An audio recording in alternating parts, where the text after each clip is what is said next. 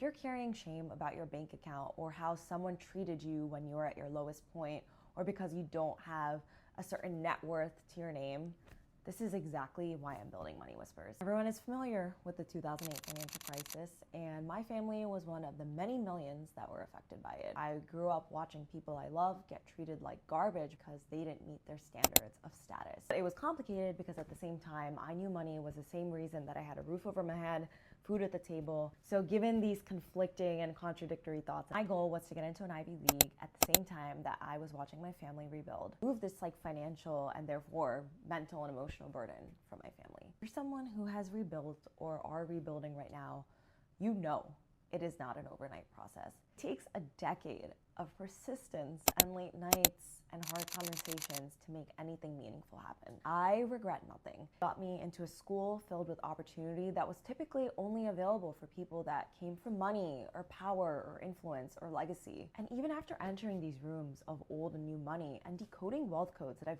truly never heard of before, I really realized that money doesn't change you, but it just amplifies who you are.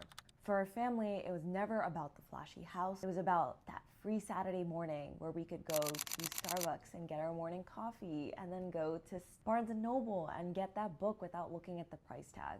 I've been both in positions of financial scarcity and financial security, and what it made me realize was that money was really never the monster. It's the shame that we attach to it and don't talk about. I want this to be a room where you can finally just drop the act. Because if there's one thing I've learned, it's that the anxiety doesn't just disappear when your balance goes up. We all have our own version of financial anxiety, whether it's the fear of losing it all or the exhaustion of feeling like it's never gonna come. This is a space where you can build a life that you actually want, not what your friends or neighbors or family want, and it's built on heavy empathy and real accountability, and we're not playing the status game.